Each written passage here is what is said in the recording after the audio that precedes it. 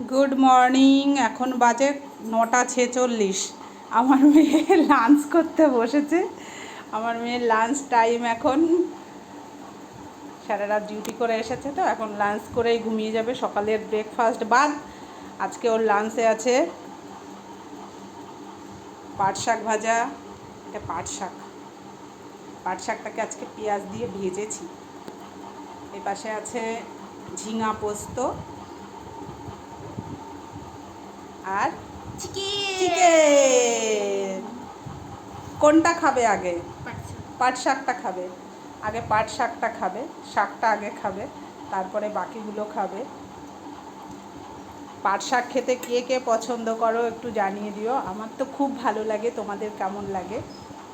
আর এটা হচ্ছে হোলি স্পেশাল আজকের চিকেনটা। তাহলে আমার মেয়ে লাঞ্চ করে নিক। সবাই ভালো থেকো। টাটা। হ্যাপি হোলি।